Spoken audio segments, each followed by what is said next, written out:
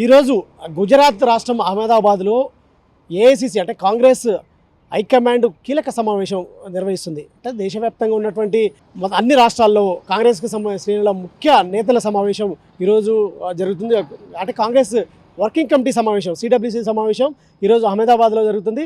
తెలంగాణ నుండి సీఎం రేవంత్ రెడ్డితో పాటు పిసిసి చీఫ్ మహేష్ కుమార్ గౌడ్, అదేవిధంగా సిడబ్ల్యూసి సభ్యులు, అదేవిధంగా ఏఐసిసి సభ్యులతో పాటు కాంగ్రెస్ ముఖ్య నేతలు మొత్తంగా 50 మంది పైగా కూడా ఈ ఏఐసిసి సమావేశానికి బయలుదేరి వెళ్ళారు. అయితే పిసిసి చీఫ్ నిన్న సాయంత్రమే బయలుదేరి వెళ్ళగా ఈరోజు సీఎం రేవంత్ రెడ్డి ఉదయం అహ్మదాబాద్ వెళ్ళారు. అయితే ఈరోజు సిడబ్ల్యూసి సమావేశం జరుగుతుంది. రేపు ఏఐసిసి సమావేశం జరుగుతుంది. అంటే ఏఐసిసికి సంబంధించిన కీలక సమావేశం జరుగుతుంది. ప్రధానంగా ఇటు దేశవ్యాప్తంగా కూడా కాంగ్రెస్ ఒక ఎజెండాగా తీసుకుంది. అంటే ఏదైతే కేంద్రంలోని నరేంద్ర మోడీ ప్రభుత్వం దీనికి సంబంధించి అంటే ఇటీవల పార్లమెంట్లో కూడా కేంద్ర హోంశాఖ మంత్రి అమిత్ షా బాబాసాహెబ్ అంబేద్కర్ని అవమానించారంటూ కూడా దేశవ్యాప్తంగా కూడా రాజ్యాంగ పరిరక్షణ కోసం కూడా ఏదైతే ఒక కార్యక్రమాన్ని చేపట్టింది. సంవిధాన కార్యక్రమంలో భాగంగా అన్ని రాష్ట్రాల్లో కూడా ఇప్పటికే పిలిపించారు.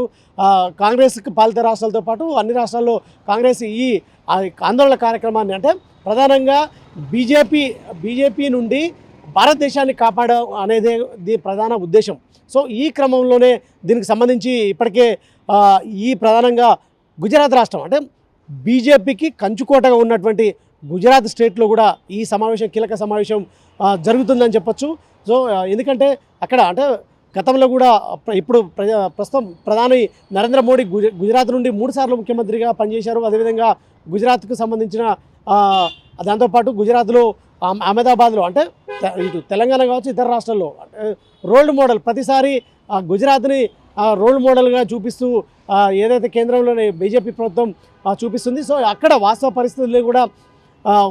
పరిస్థితుల్ని కూడా వెలువరించడం, అదేవిధంగా కాంగ్రెస్ పాలిత రాష్ట్రాల్లో జరుగుతున్నటువంటి సంక్షేమ పథకాలు ఇవన్నింటినీ బేరీజు వేయడంతో పాటు వాస్తవాలను తెలుసుకోవాలని కూడా అక్కడ ప్రధానంగా ఈ సమావేశం ఏర్పాటు చేసింది.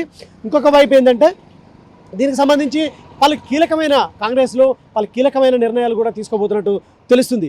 ప్రధానంగా ఏదైతే ఇటు ఇప్పటికే ప్రియాంక గాంధీ ఎంపీగా గెలిచారు, కేరళ స్టేట్ నుండి కూడా ఎంపీగా గెలిచారు.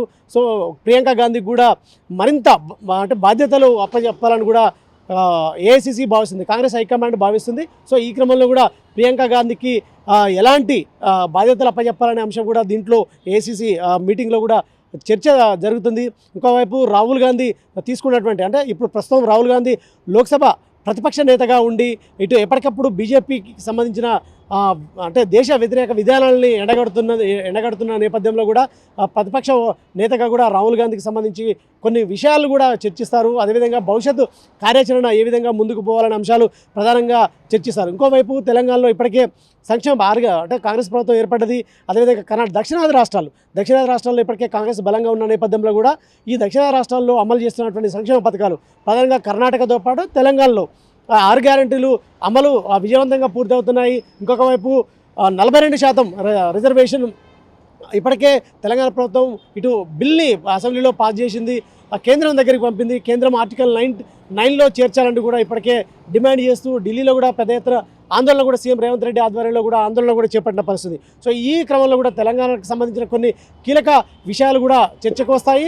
ఇంకొక వైపు ఏదైతే ఈ ఏఐసిసి కొన్ని దేశవ్యాప్తంగా ఈ మోడీ ప్రభుత్వానికి సంబంధించి వ్యతిరేకంగా కొన్ని కీలక నిర్ణయాలు కూడా తీసుకునే అవకాశం ఉందని చెప్పొచ్చు. కెమెరామెన్ రణవీర్తో శ్రీనివాస్, మెగా 9 టీవీ, హైదరాబాద్.